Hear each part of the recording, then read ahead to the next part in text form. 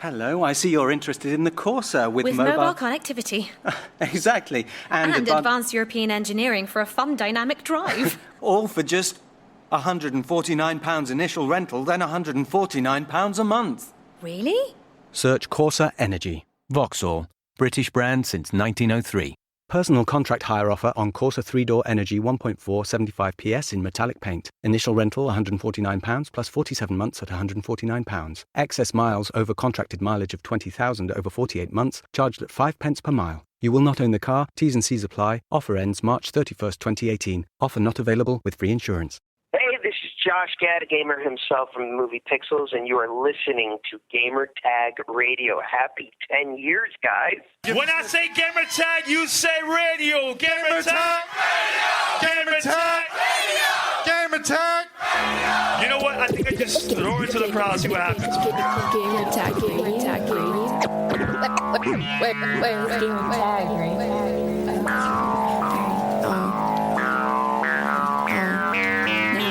What up, y'all? You're now attuned to the sounds of Gamer Tag Radio.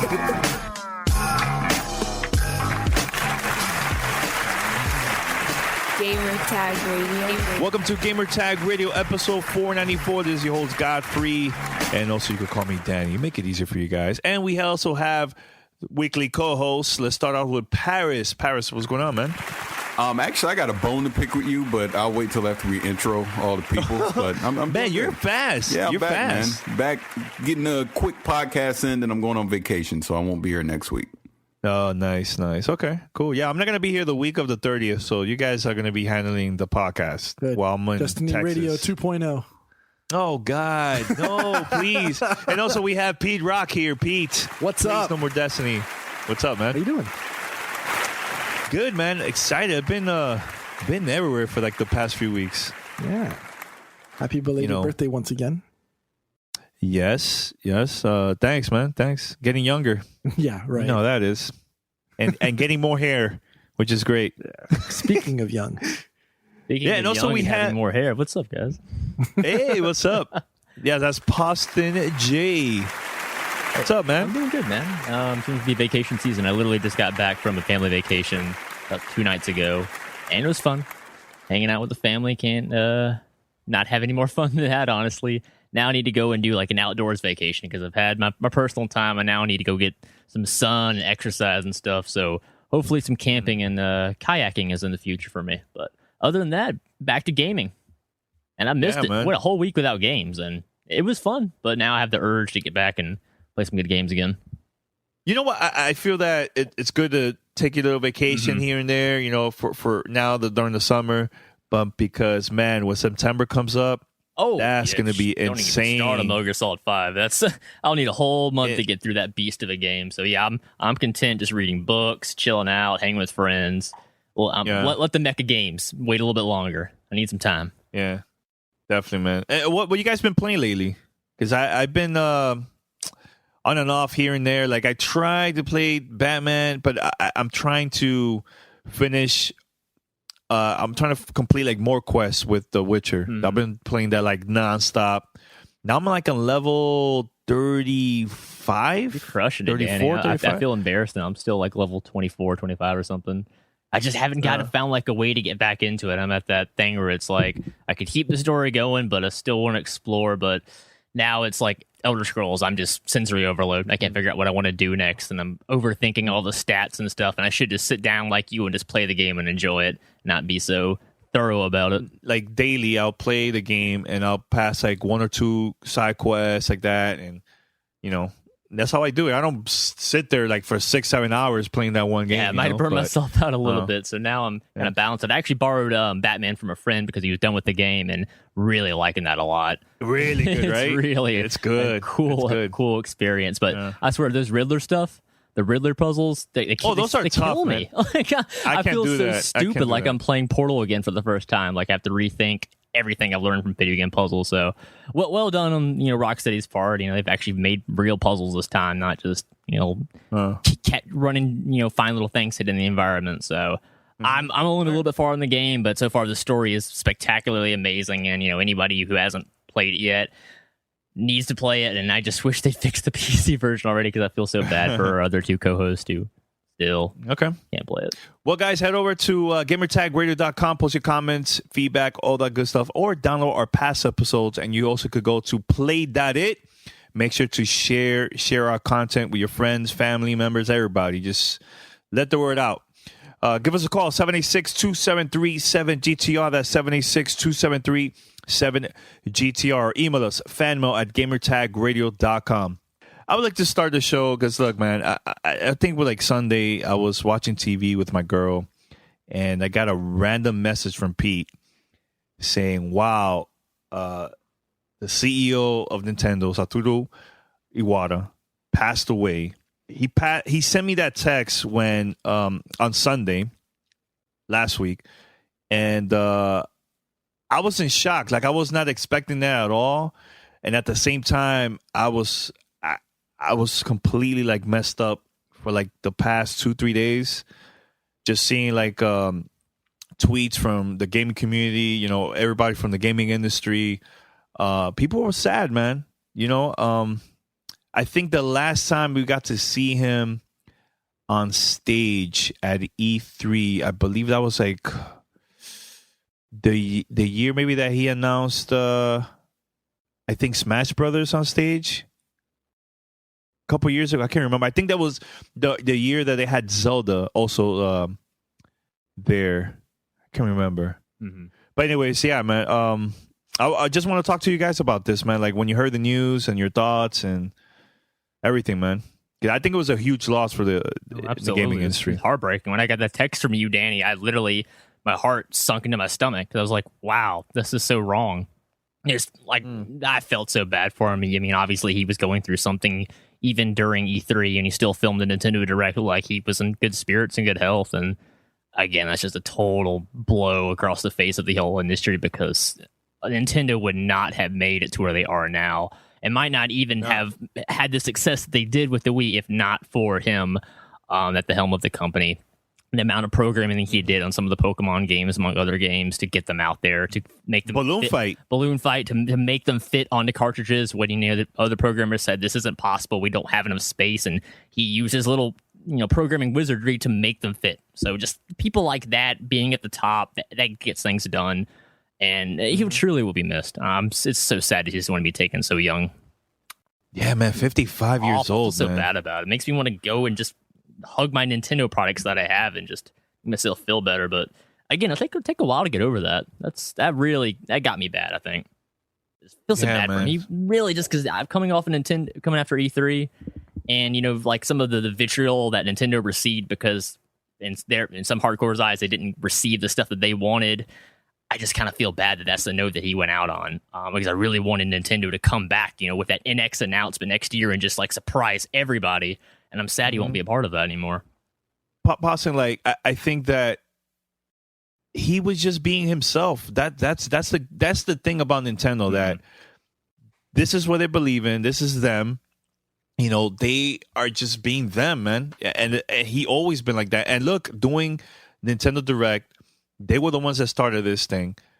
Besides, you know, Sony and Microsoft are always doing their press conferences and everything, you know, keeping it legit. But Nintendo was doing something different, man. And the thing, too, with the Wii, they introduced gaming to a whole new crowd that never played a game before. Like, you know, so it became more mainstream, but at the same time, it helped the industry, too.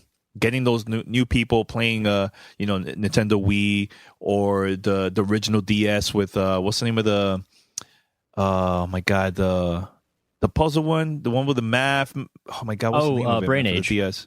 Brain Age. That was a big one too. A big, huge hit, you know, and that was all him, you know. But Paris, you would like to say anything about this very quick? I think you guys have pretty much said it all. I don't want to really repeat anything other than to say that, yeah, it's tragic and it was very shocking to hear it when it happened. I mean, 55 is definitely too young to go.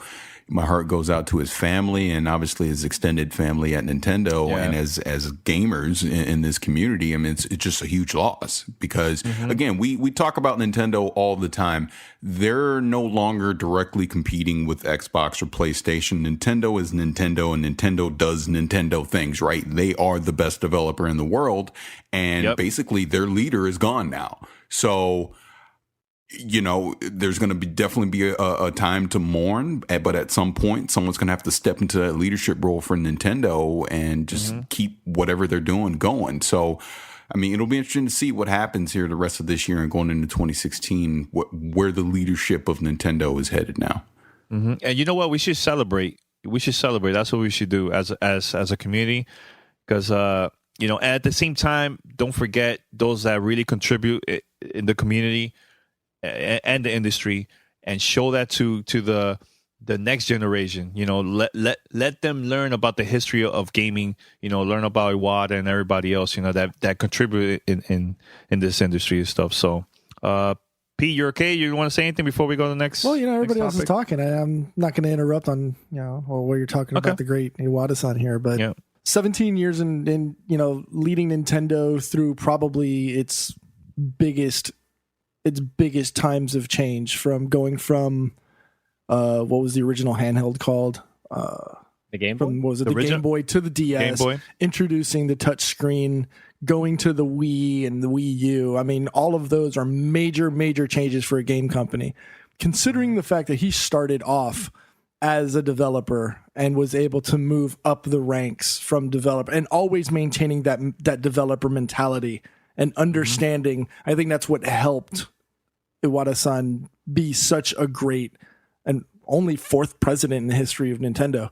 So, you know, like Paris said, you know, our thoughts and condolences out to the family and, you know, close friends and everybody else over at Nintendo. I'm sure they already have someone in mind. Well, I'm sure we'll hear over the next week or so who's going to be the successor. And that's a high bar to set. I mean, that's just to come equal to the things that Iwata-san did as president and CEO of Nintendo over 17 years, like I said, is remarkable. And, you know, I would only hope to have, you know, a fraction of that intelligence and strategic thinking throughout his, through what he did at Nintendo. So definitely, that's all I have to say. Okay.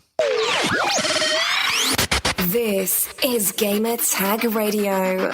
Voicemail 786-2737-GTR. Welcome to Play It, a new podcast network featuring radio and TV personalities talking business, sports, tech, entertainment, and more. Play it at play.it. What up, y'all? You're now attuned to the sounds of Gamer Tag Radio. The other day, Amazon had their Prime Day. I was excited because they were been promoting this for like a couple weeks.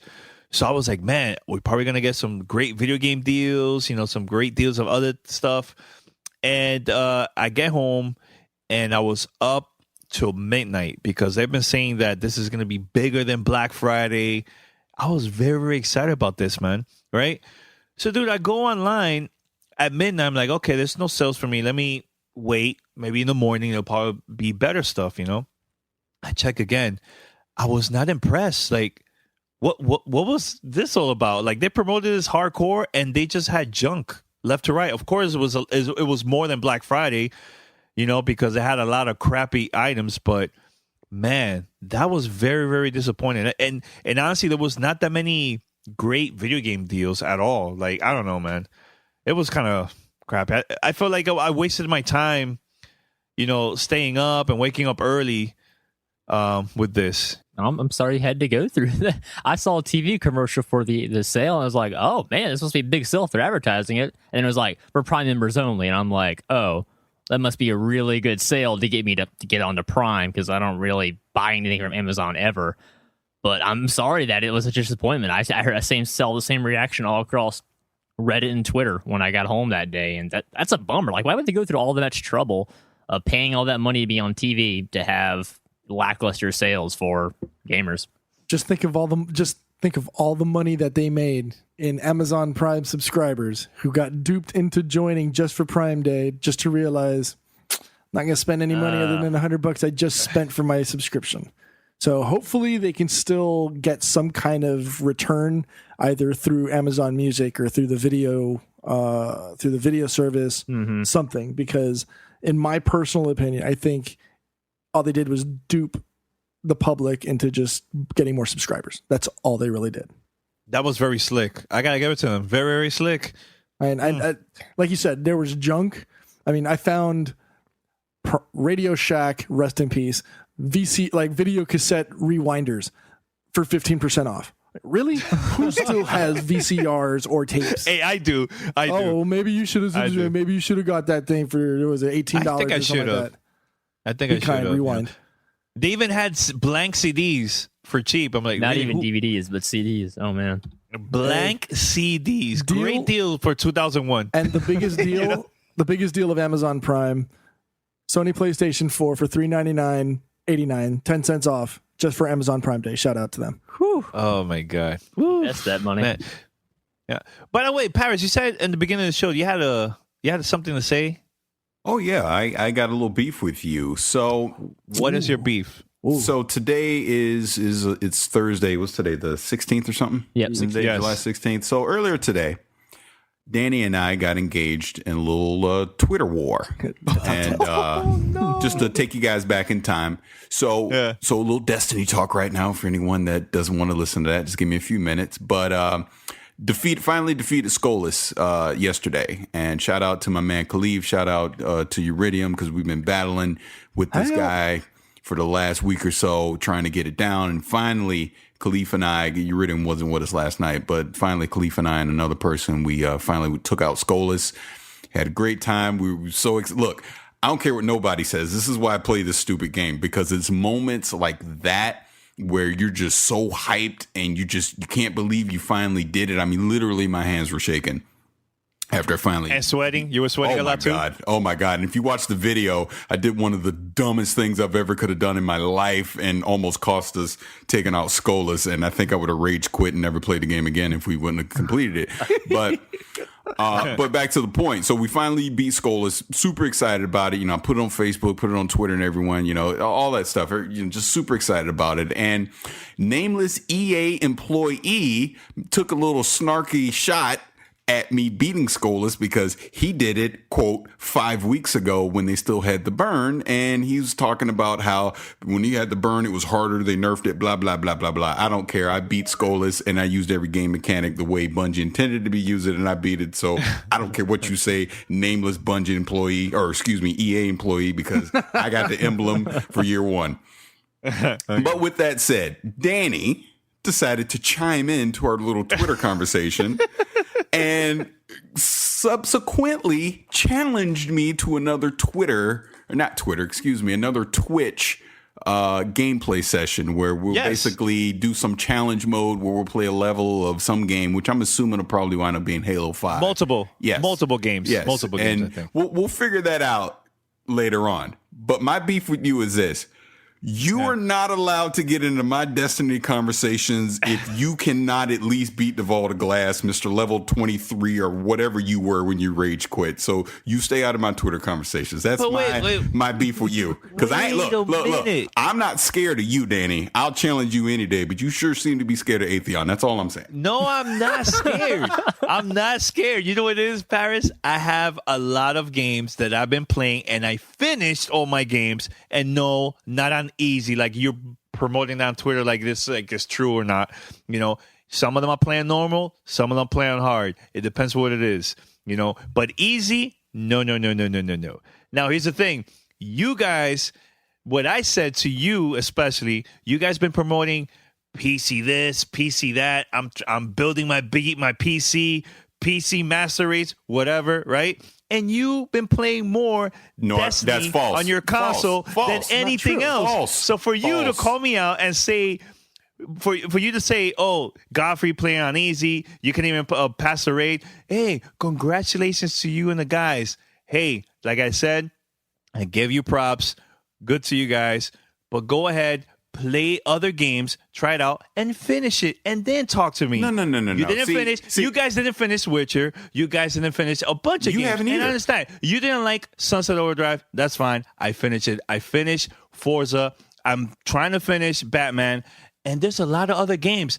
I'm not stuck with just one game. When you play just one game, you're going to become a professional. That's why I call you a pro gamer, because that's all you play is Destiny. Okay, can I talk Put now? you on a JV team. Yes. Can I talk now? And I'm going to drop this See, mic, I can't y'all. talk. You keep going. Okay.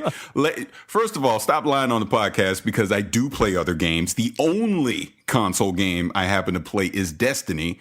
Every other game I do play is on the PC. I am currently playing The Witcher. I am level 18 right now. I am taking my time, just like I said before the freaking game even came out, because I don't want to rush through it. I'm going to play it through the summer. I'm also playing a fantastic Portal 2 mod right now that you wouldn't know anything about because you don't play PC games. So the fact that you want to, I'm the console gamer champion because I play multiple games, whoop-de-freaking do. So do I, and so do a lot of other people. Just because I play Destiny a lot doesn't mean that is the only game that I play, Mr. Pena. That's all I'm saying. Look, Mr. Lilly. I am ready to play any game, anytime, anywhere on Twitch with you. We had a blast with Halo Master Chief Collection, and you know what? We're gonna let the listeners decide which games we should play. PlayStation 4 and also Xbox One. And if you want to put in some Wii U in there, some Wii U action, I'm down with that too. Pick 5 games, best out of 5. Let's do it. I'm ready. Is there even Anytime, multiplayer on the Nintendo Wii? Pete, yes. Yeah, Mario This Kart. is not. Yeah. This is Or not no Smash. 2000. Yeah. We're 2015. Yes, they do Splatoon. have. That's a Oh, fun game. but all jokes aside, but yeah, definitely we want to do that challenge, and we'll let the community decide that. But I want Halo 5 to be one of them. We got to do Halo 5. Yeah, we could do Halo 5. But real quick, going back to Destiny, and I'll shut up about it. So yeah, I did the Skullus thing, but one thing I just want to get out there. Hold on, make sure he's not peeking around the corner. I'm getting a second PlayStation 4 for my son when The Taken King comes out, because That's I dope. want him to experience some of the high level stuff. Like I was doing Prison of Elders, last week or so. I want him to do raids and all that. So I'm going to get a second PlayStation 4 for my son. We're going to jump in I'm on calling Taken bullshit. King together. I'm calling BS. You're getting another PlayStation so he can stop using yours. No. I'm being serious. He plays I'm being Xbox. serious. He's playing I'm being Xbox. serious. With the jokes. I'm being dead serious.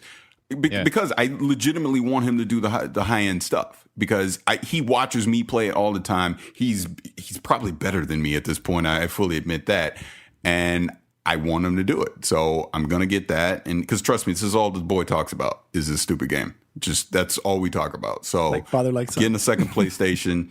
We're going to be able to do that stuff, and Taken King is going to be a great time. So Yeah. I just want to put that out there. And I'll say one last thing about Skullus. In my personal opinion, that is the hardest thing to do in Destiny right now. Ugh, something to look I don't forward care to. what the EA employee who name shall not be said wants to say. That is the hardest thing to do in this game right now. Burn or no burn, whatever. Well, I congratulate you, because I couldn't even get past like the second level of Prison of Elders, because that's hard as crap. So. Well, here's the thing. Good job Just taking on Skullus, man. Here's the thing, real quick, and then we'll move on from that. The thing with Skullus and why that whole level 35 Prison of Elders is so hard is it requires constant communication, teamwork, and strategy. One slip up when you're on Skullus and you're going to wipe, period. That's just the way it is. You have to constantly be in communication. So once you actually figure out your strategy, even if you're doing it to a T. We had a situation last night where we didn't even screw up. We did everything we were supposed to do, and literally the RNG, the randomness of where the mines are, got us, because we couldn't get from one side of the map to the other because we were traveling as a group. So we had to change our strategy to make sure that at least one of us was on one side of the map at each time, and then we got it. So you got to get two good teammates. You're on a PlayStation 4. You should play with me. Why don't you play with me? You don't like me?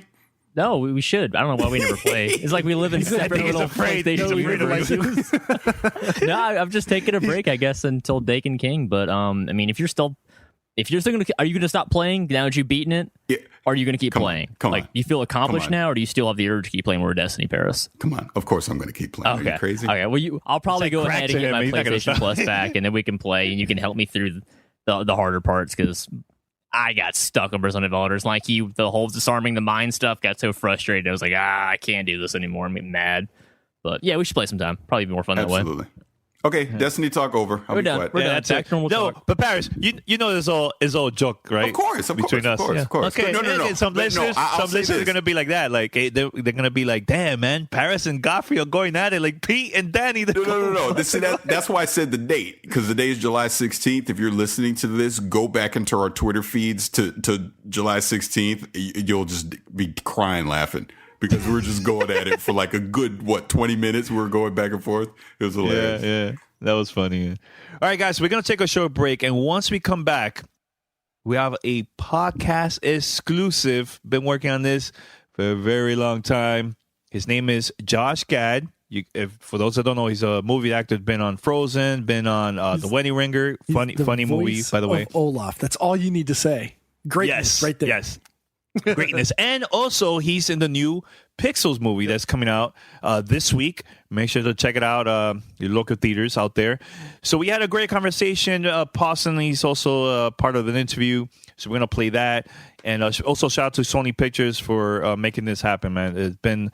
We've been talking for months about this, man. So I'm very, very happy about this interview and stuff. So, and also, Pete, you have a review for this week too, right? Yes, sir. Finally get to review the Fractal Define R5 case.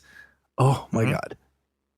Okay, well, we're going to play that after our commercial break. And also fan mail. I know you guys been sending a lot of emails, so that's good. Continue. Also send voicemails. So we'll be right back after this. This is Gamer Tag Radio. Voicemail 786-2737-GTR. DraftKings.com, everybody. Baseball is in full swing, and you can be a part of the action all season long at DraftKings.com, which is the official daily fantasy partner of Major League Baseball. Daily fantasy means no season-long commitments, just instant cash and instant gratification. Why would you wait to the end of the season to get paid when you can win huge prizes every day? At DraftKings, it's like a brand new season every time you play. Just pick 2 pitchers, pick 8 position players, and pick your cash. That's it. Ask Pete. DraftKings. Love it. You love it. Why do you love it? It's easy. Most of the time, you got to wait to the end of the season, and you don't have to deal with any of that. You don't have to deal with, the 2-hour draft or any of that. No, it's pick it that day. You win money. So if you're listening to this, use our promo code GAMERTAG, and you can go to DraftKings.com today and be a part of the $10,000 fantasy baseball contest. That is DraftKings.com. It is the official partner of Major League Baseball. Enter that code GAMERTAG for a free entry now at DraftKings.com. That is DraftKings.com. Voicemail 786-2737-GTR. Hey, what's up, Gamertag Radio? Patrick here along with Danny, and we got a really sweet interview for you guys this time. We have Hollywood actor Josh Gad, known for a multitude of roles throughout television Hollywood, but notably for his appearance in the new film Pixels coming out this weekend. Josh, how are you doing, sir? I am doing great. Excellent. So I guess I'm doing very well. Oh, that's what I like to hear. Oh, that's what I like to hear. The upper part of my body is doing great. The lower part of my body is in a state of misery. Oh, I'm sorry to hear that. What happened? Was it accident on set, or just playing basketball and you fell down the wrong way? I wish it was a cool basketball story. Instead, it did happen on set. I was walking.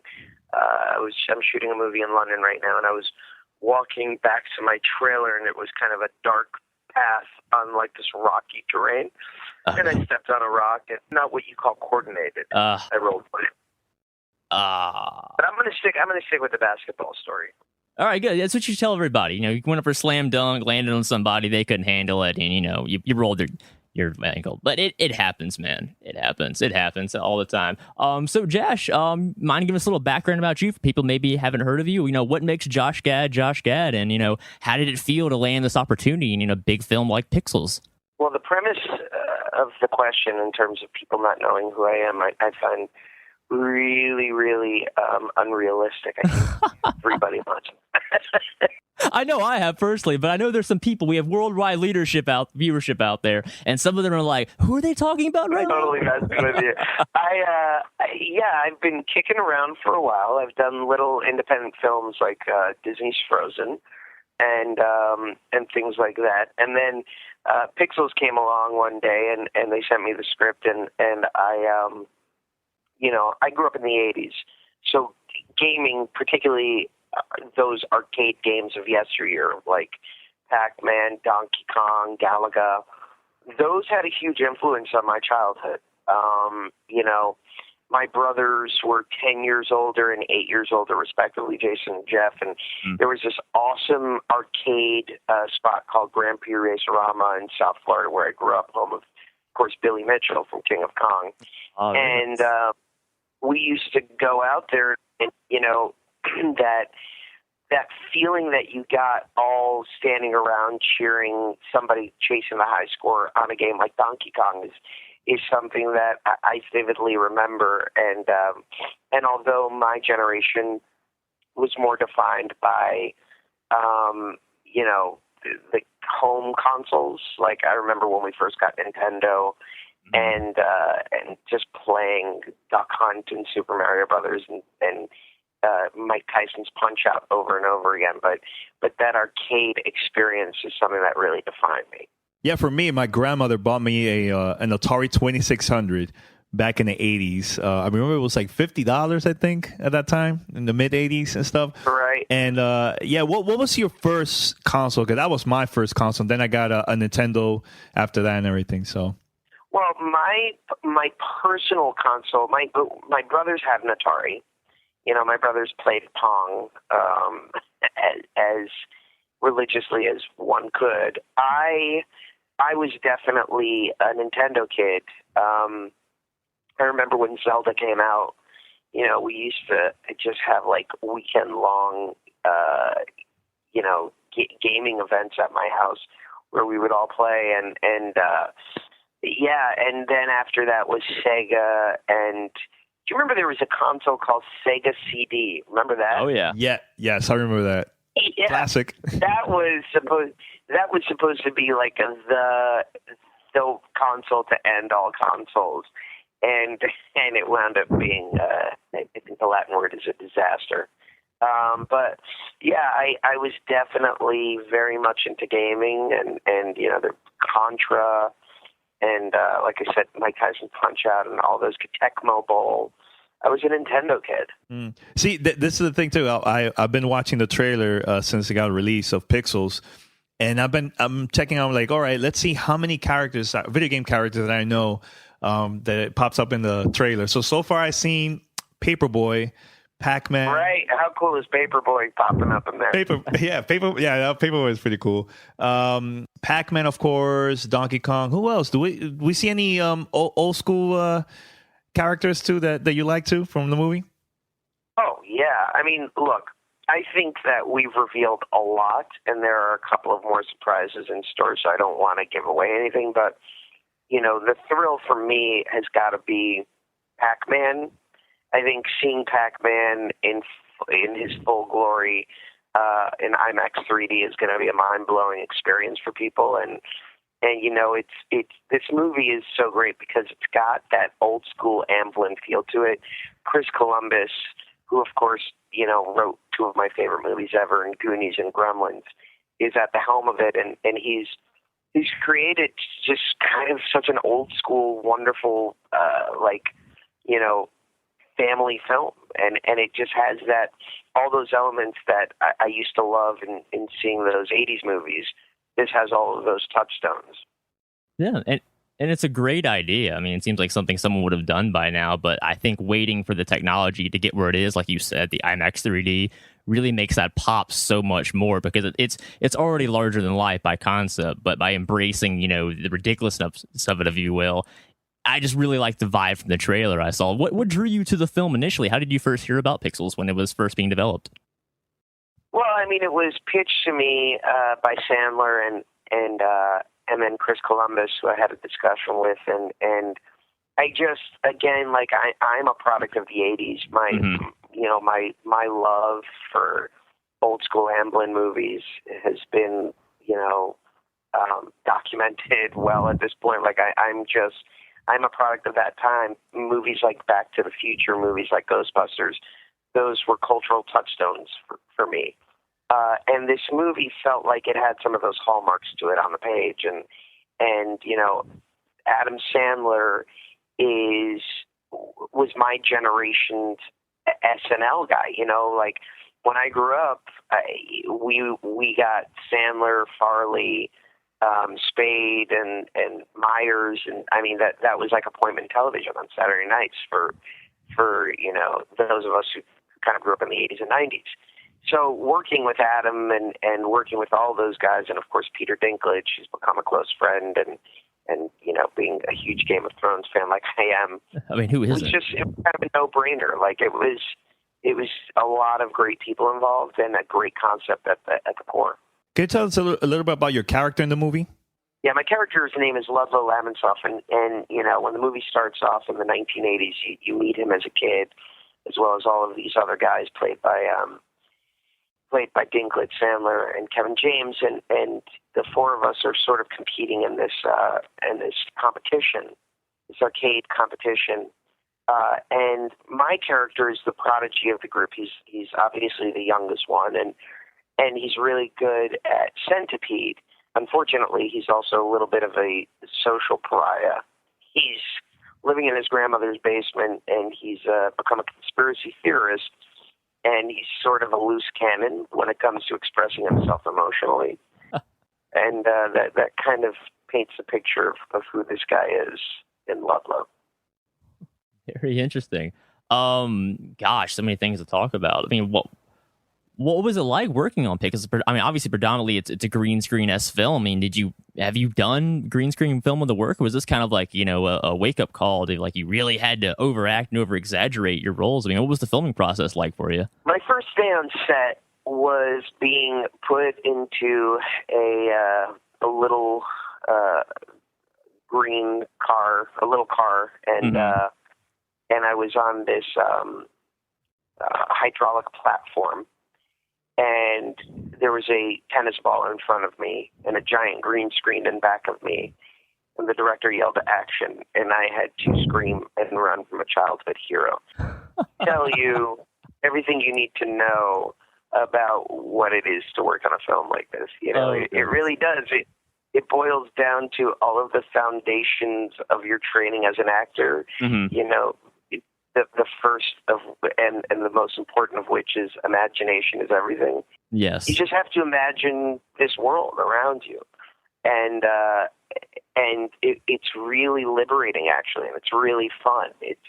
It's getting to pretend to be inside of a world that, you know, I have spent so much time with growing up, you know, whether it was in an arcade, a dark, dank arcade, or in the comfort of my own home and playing, you know, one of my consoles. It was kind of like a wish fulfillment experience. Very cool. Yeah, have you met any pro gamers from back in the 80s? I know one of them was Billy Mitchell. He's from here, from South Florida. Yeah, too. BB actually came onto set, and of course, you know, we met Professor Iwatani, who helped create Pac-Man, and there were definitely a lot of different people who came and went, but those two were the ones who stood out to me the most. And you know, I think King of Kong is one of the most brilliant documentaries ever. And it was definitely a huge influence in some of the choices in the film, particularly, I'm sure, the homage to Billy Mitchell that is Peter Dinklage's mullet. Oh, yeah, you're right. Yeah, it is true. It had to be done justice. It had to be. So Josh, did you feel that you were like the biggest gamer on set? Did Chris have to come off to the side and kind of consult with you on some of these things, or was everybody kind of in agreement that they all loved 80s retro gaming? I mean, I think all of us kind of grew up with, in one way or another, with these games being a big part of our lives, right? Yeah. In many ways, I think that the arcade generation was more prevalent even for Sandler, Kevin, and Dinklage than it was for me, because that was like they were teenagers during that period. So they were hitting up, instead of going to nightclubs, you were going to arcades on Saturdays, right? And it's like that great scene in Karate Kid when Ralph Macchio goes to go party with his friends. Like, that's what you did back then. And I think that fondness and that joy comes across on screen in terms of the amount of fun that we had, because we were getting to live that period again and getting to do it in a way that you can only imagine being bigger than life.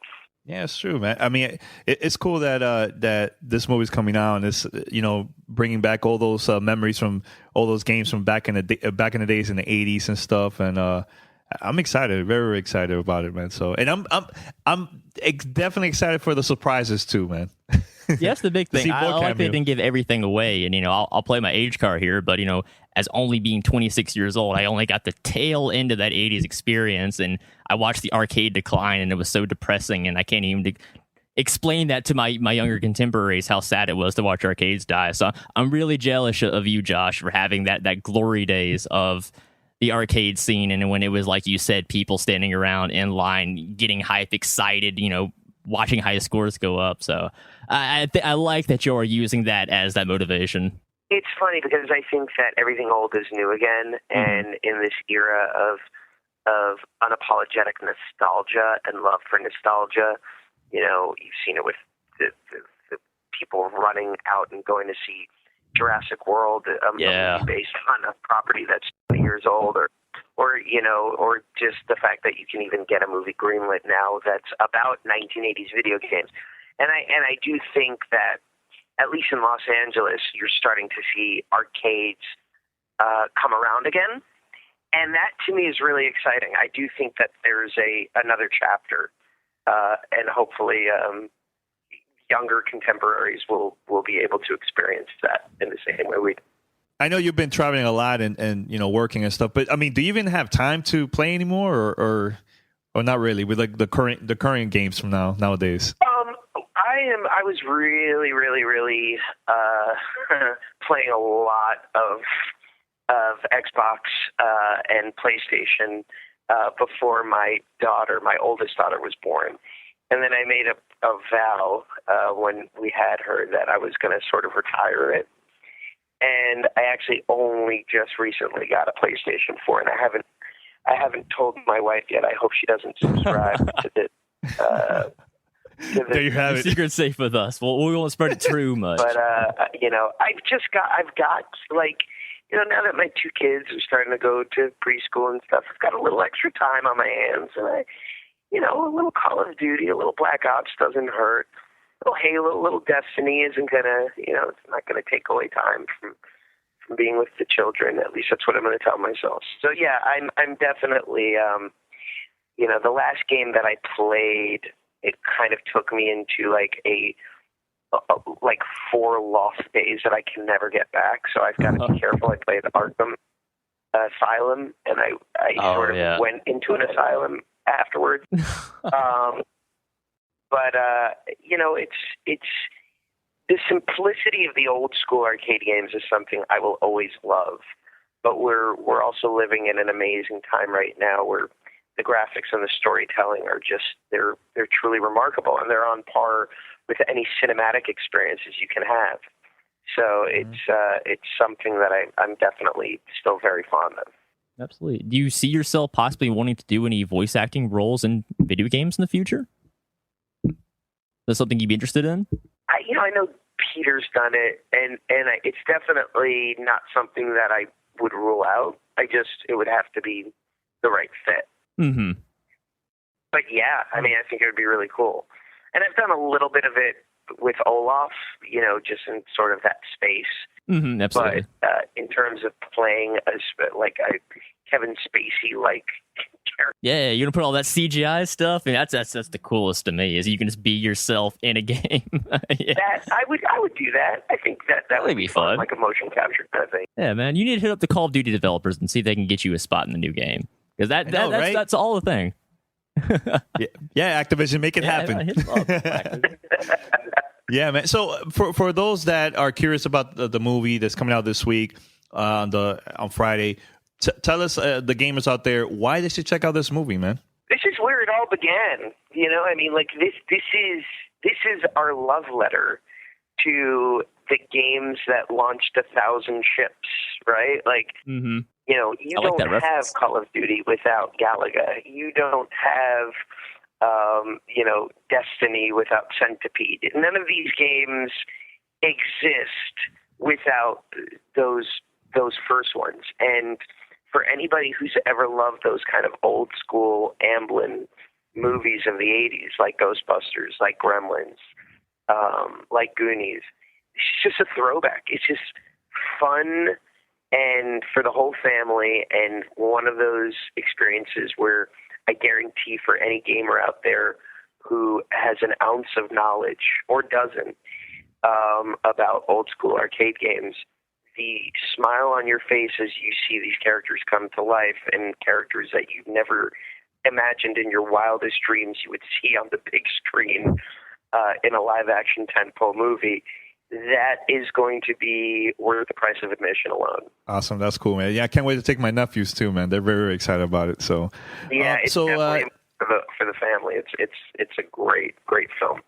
Awesome, man. All right, Patrick, anything else? No, I'm excited to see it, and I like how Josh subtly sold me on the IMAX thing, because I was like, it's kind of far, but, you know, giant Pac-Man coming right at me, you know, it sounds like a must. You gotta see Pac-Man coming at you in IMAX. This is what Pac-Man has always wanted to do, but has never had the ability to do. We've given him that freedom. We've broken him out of that prison of a maze. I like that, Josh. That's so cool. Very, very cool, man. All right, guys, remember, head over to the website for more information about the movie. And, you know, I just want to thank Josh. It was an honor to have you here on the show, man. Big fan. So, and my girlfriend, she's a huge fan. And she was like, excited too that I had you on our podcast and everything too, man. So, pretty cool, thank man. You. Thank you guys so much for having me. And thank you for having a girlfriend with good taste. There you go. Awesome. Well, Josh, we appreciate it. Again, you can catch Pixels opening July 24th nationwide. Go see it, and go see it in IMAX. You heard it straight from Josh. Voicemail 786-2737-GTR. Welcome to Play It, a new podcast network featuring radio and TV personalities talking business, sports, tech, entertainment, and more. Play it at play.it. What up, y'all? You're now attuned to the sounds of Gamer Tag Radio. All right, so we're back here. Shout out to Sony Pictures, Josh Gad, everybody, the whole cast of Pixels. Check it out. The movie is coming out this week. So Pixels, definitely, man. So Pete, so tell us a little bit about your review before we play it right now. All right, yeah. So just play it. Honestly, it does the intro and everything. So okay, all right. Just clean it up from here. Just go and play. Okay. All right, so we're gonna play a review by Pete. We'll be right back after this. So Fractal Design released their Define R5 series cases a while back, and I was lucky enough to have one sent to me about a month ago. And after using it, I don't think I can use another case for my builds. Ever. I know that sounds bold and final, but it's quite possibly the perfect case. And here's why. One of the first things I noticed when I received the case was the overall design and build quality. The case is designed like a case you'd probably see in an Apple exec's office, just without the Apple internals, and looks just as good sitting in your gaming area. Fractal calls their Define R5 series the definition of silence. I'm literally sitting next to the case as I record this, and I can't hear a thing. This is achieved by sound-absorbing foam lined throughout the case. I'm telling you, it's quiet.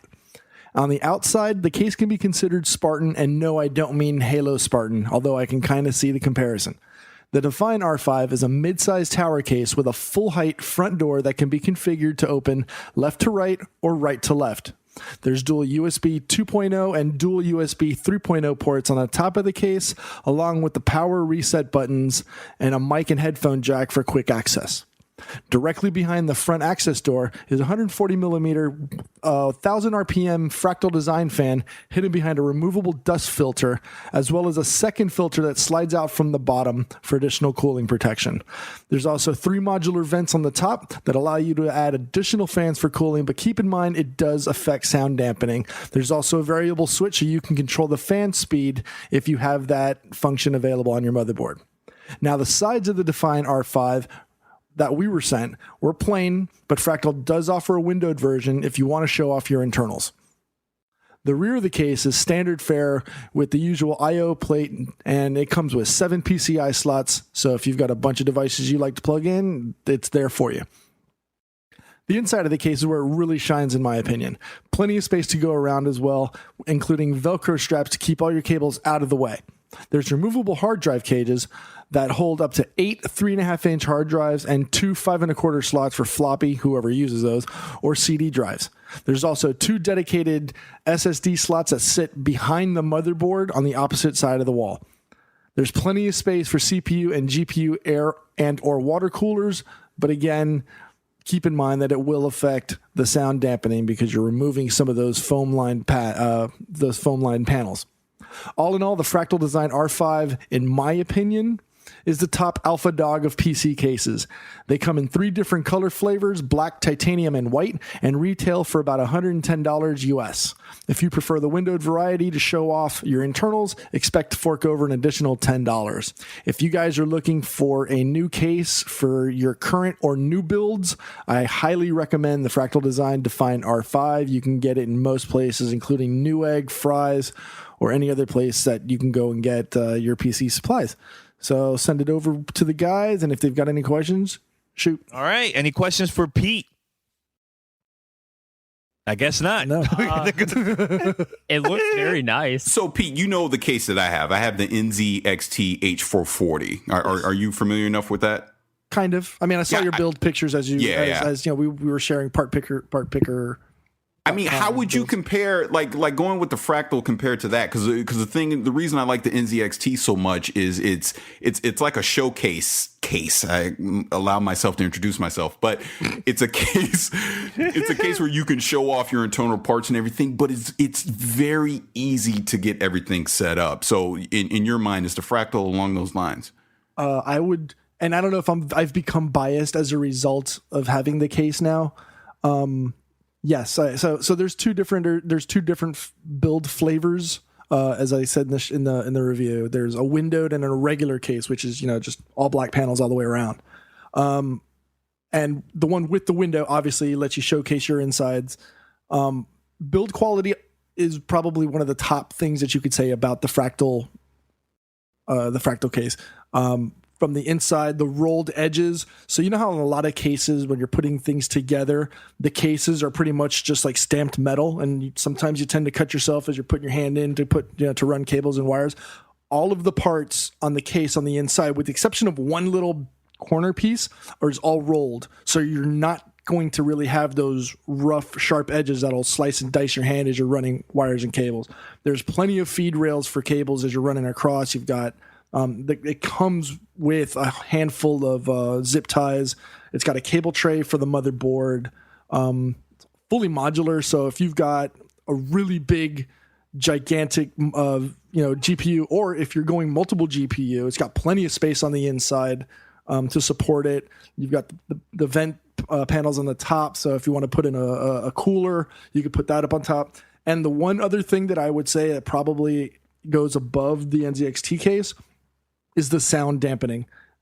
Every single component wall of this has some form of sound absorbing foam attached to the case. Nice. Yeah, so that's probably, without having my hands on your case, is probably the only other major difference on those. Probably the price as well. I don't know what yours was. Well, yeah, I mean, it's a sweet looking case. I mean, when Fractal gave us that opportunity to review it, I got semi-jealous, like, man, I want to review it. But then it's like, well, wait, I don't have no PC parts to review it with. So no, that's awesome. So that's great to hear. So again, if you're out there looking to build a PC, it sounds like a great option to go pick it up. What was the price on the Fractal again? $110. Without the windows. If you want the windows, you figure you're going to pony up an extra $10. It's been out for a couple of months, so I'm pretty sure you could jump on Newegg or catch one of those deals on Micro or whatever, or Fry's, and catch it for less. I wouldn't be surprised if you can catch it around about $100, which before I would have thought $110 for a case might be a little overkill. But I got the case right next to me and I don't hear a thing. So I don't. Sweet. You guys can't hear it. Before you guys probably heard. fans and big stuff huge like that. fan. Yeah, but with this one, it don't compared to my other one, which had 6 fans. This one only has 2, one in the front, one in the back. That's it. That's all you need. That's all. We might as well be speaking Swahili right now to Danny. He don't know what we're talking about. I know what you guys are talking about. I'm not that stupid either. Come on. Jesus Christ. All right, guys, it's time for fan mail. Fan mail at gamertagradio.com. All right, so before we start reading our email questions, I would like to give a shout out to JCPenney for sending me some cool Star Wars t-shirts as part of their Star Wars collection that you can find at JCPenney. It's pretty cool. I think they had like pajamas and stuff like that, but I was like, look, I want some, t-shirts with the Stormtrooper. There's a couple ones with Darth Vader. They even have stuff for females too. So yeah, shout out to them, and thanks for the shirt.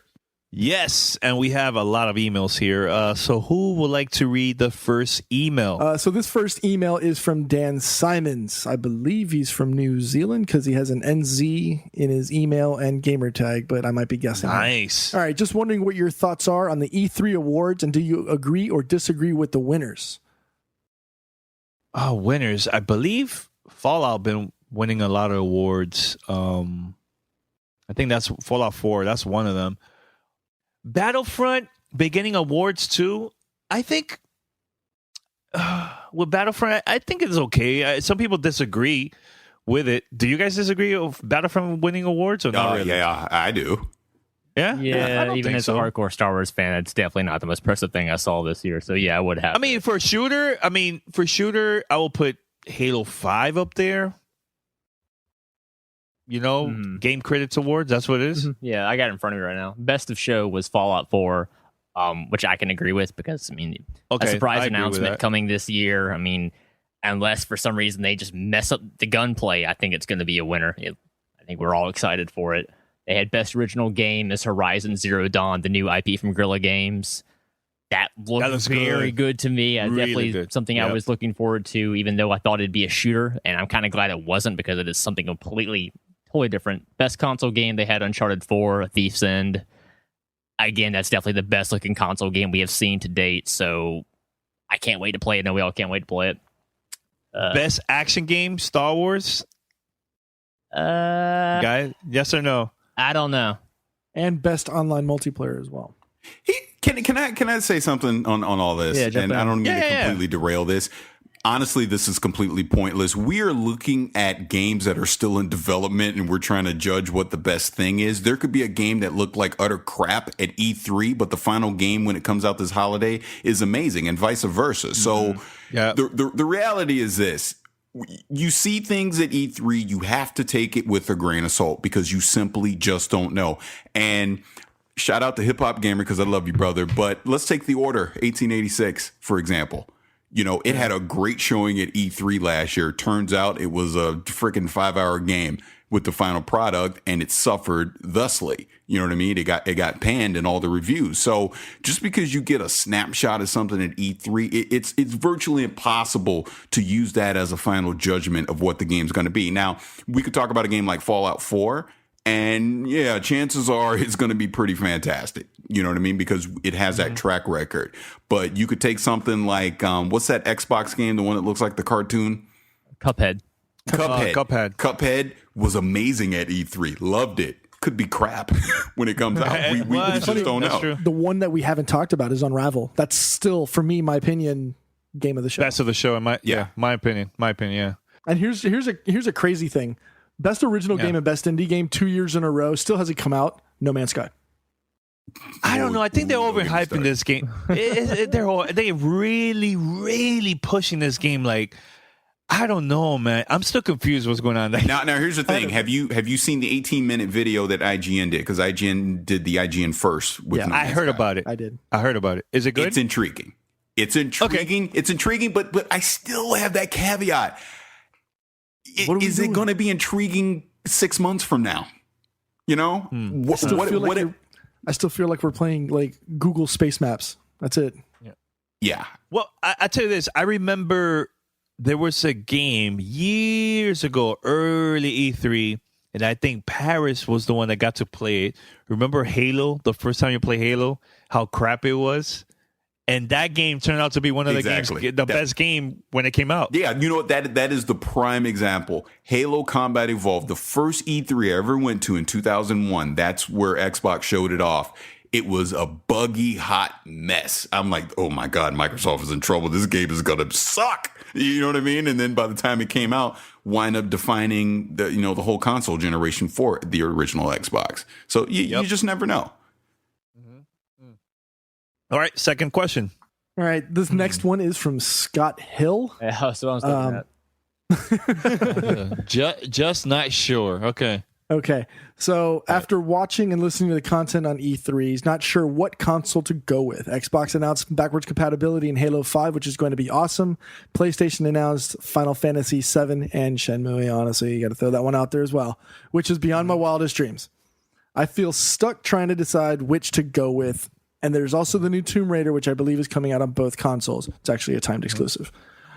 Please help me, or please tell me what you think to help me decide which to go with. Now this is the one, if I remember, he also has a 360 right now, right? Yes. He's got both. I would get an Xbox One if I had to choose one, just for the backwards compatibility. Actually, no, correction. He's got an Xbox 360. He doesn't. Yeah, that's what I meant. That's what I meant. Yeah, that's what I meant. He has a 360. But now, based on this email, also Paris, like when he mentioned Halo 5 and Tomb Raider, those are games that's coming out this year. Exactly. Now, the games that you mentioned about PlayStation, like Final Fantasy 7, that's Shenmue, 4 years away. Those games are not coming out 2 years from now. Now, here's the thing. You could buy an Xbox One now that is cheap, right? And eventually, once those games comes out, like Final Fantasy 7 and Shenmue, by that time it comes out, the system might be even cheaper. Exactly. And you could buy that too later on. Mm-hmm. Yeah, and you have years from now to buy that. So, I mean, either way, both consoles are great. Both gonna have great games. So, but based on your email, go with Xbox One. Yeah. All right. So this last one is from Adrian Walters. He's from the UK, and his gamer tag is Nocturnus. Can the direction of current business trends in gaming be changed for the better? Right now, we are seeing certain practices become more standardized across the board. One of my personal hates is retailer exclusive DLC. I want it all, but can't buy it as it's been chopped up like some crappy vegetable no one wants, but will put up with. Mm-hmm. Well, those eventually, those deals are temporary. So let's say you don't pre-order it, they will eventually release it for the online store for you to download it, but you're gonna pay for it, So sometimes might be free. I mean, I think there was one. Was it a couple years ago? Remember was it the Ultimate Warrior for the WWE 2K game that you had to pre-order the game in stores, and then you will get that as a free DLC, right? If you pre-order the game. If you don't, then you're not going to get it, right? But then eventually they released it online for everyone else. The thing is, usually companies make deals with retailers, and it's like a temporary exclusive thing. It's not, So you have a choice. Don't pre-order, don't get it, and you're going to get it late. That's the only difference. So no, I think you pretty much got it. I hate it too as much as he does. I'm over seething at the fact that he's right. You can't win. You have to pick and choose, which sounds better out of the two of them. Or you play the waiting game with the Game of Year edition 6 months down the road. But a lot of people can't do that, so you do have to pick sides. It's unfortunate, but that is a byproduct of pre-ordering. And all you can do is vote with your wallet. I used to pre-order games, a lot of games before. Now I don't even do that because it's like sometimes company release games and it's so buggy and disappointing. It's like, what I do is I do my research. Sometimes, of course, we get to see games early, and but there's games that we never have a chance to get to see, like a preview or of the game. So what I do is I go online, do research, read not only from the mainstream websites, but also I'll go to like forums like NeoGAF. When I see people saying that it's a little buggy, that's when I'm like, all right, I won't pre-order. Like there's games that you could tell though as your basis for a pre-sale, because you're basing it on stuff before it hits market. A lot of the times these issues don't come to light until it hits, 0 hour. Some come with so the there's day a second one part patches to they're ready for it. Right, so there's a second part to Adrian's email. It says, then there's the big one. Games being released with unacceptable levels of issues, with some even being classed as unplayable, which is actually the perfect segue to what you were talking about. You saw Batman, poop the bed to the on PC to the point where, has it even come back out? I think there was the last note was going to come out till later this year. A note just came out, or I think it's still in the rumor stage, but it was an internal memo that Batman will not be out on PC again until this fall. Jesus. Yeah. Okay. And trust me, the salt levels that I have about this, you might as well start calling me Lars. Assassin's Creed Unity last year was a train wreck across the board. Drive Club from Sony is the same way, and then you have games. The Drive Club was a little bit different though, Pete, because Drive Club, they were promoting it as, of course, a retail game, but they were really, really promoting get PlayStation Now. Not PlayStation Now, get PlayStation Plus and get this game for free. But like the wording was a little bit tricky, but then they never released that until like months later, like almost a year. Right, but later, even then, even after launch, was it success? Was it problem ridden? Yes, online wise, yes, there was a lot of problems. Well, it's primarily an online racing game, so yeah, it's still considered a train wreck. And then to counter that, you've got Witcher 3, who has come out minor issues, but for the most part, they did it right on launch. And you get free DLC across the board. What is it for 16 pieces of DLC for free? Can you give me an example like how they did it perfectly for launch? Minimal issues. No, they had issues, but was it issues as major as it's completely unplayable on a specific console, and we're going to hold off production for another or hold off sales for 6 months? No. Or games like Assassin's Creed Unity, which pretty much was almost rendered unplayable at points in the game. Yeah. It's when the developer takes the time, like CD Projekt Red did, and develop and put their resources to fixing and patching first, as opposed to developing content. That's what people get upset about. And I was impressed because, even at launch for Witcher, the frame rate, it could have been better. Mm-hmm. A week and a half, 2 weeks later, frame rate was perfectly cleared on PS4, at least in my case. So the question on that, is that the game's fault or is that the hardware's fault? And this goes back to Paris's argument from months ago. It's limited. Of course, the PC is going to have not only the faster patches, the faster updates, and better optimization. But as a console gamer, when I'm paying the $60, it just makes me feel better that I'm getting patches at a rate that I usually would attribute only to PC. So even though The Witcher's patches still come out, a week, 2 weeks before on PC, I felt as a console gamer, I was very impressed by the speed at which they corrected issues, updated things, and fixed problems I didn't even know were problems yet. And that was the big thing, because no one wants to get stuck losing their save file or like a game ending glitch, the really, really bad stuff that unfortunately the small amount of people find out the hard way. Thankfully, developers get ahead of that and patch this stuff out as immediately as possible. So I don't mind them, making the game up until launch because of the ability to have the day one patches. I think that's a great way to get around the fact that, you can never really make a game perfect. You just have to put out what you can and then immediately make sure it works at launch. So it's really the best we can hope for is make sure development teams are dedicated to make sure that their product just doesn't get out the door. It gets out the door and hits the ground running and sprints. That's the big thing. Do you wait after the game comes out? Or because of the hype, you pre-order a little bit early? Like, when is the right time for you? You just confused me when you said after the game. What do you mean? No, because there's some people... You won't buy the game till afterwards is what you meant, as opposed to pre-ordering it beforehand. Yeah, you just got caught up in his worms. It really just depends on the game and my trust factor of if I think this game is worthy of something I want to make sure I have secured. Like, for example, Fallout 4, I'll probably wind up getting it early on Steam. Just so I have it, so I know I can have it preloaded and everything. Batman was the same scenario. I made sure I pre-ordered that and had it early, ready to go. Turns out I could have saved my money. You know what I mean? But that's just a risk that you take. I think on the retail side, I try to avoid all the GameStop store pre-order incentive nonsense as much as I possibly can, because a lot of that stuff is just extra fluff to me that I don't care about anyways. But if I have no choice but to go to GameStop or somewhere, again, it would take a game like a Halo 5 or something. or the Taken King or whatever. Just something that I know that I'm going to play day one, and I don't mind just securing my copy to make sure I can play it the second that it comes out. Like when you pre-order or buy a game from Steam, now they have made some changes that you could get refund. After you have like a 2-hour limit, right? And then you can make the decision if you want to get the money back. And also for retailers, you could go anytime and get your money back too from there. But when you pre-order a game or buy a game from the PlayStation Store or Xbox, the Xbox Store, that's a final decision on your part. Yeah, you cannot get money back from that at all, unless it's a major issue and everybody's complaining. And of course, maybe eventually they'll change their minds and get their money back. But you're stuck once you get those games, man. Yeah, it's tough. I mean, for me, it's unfortunately the environment has become.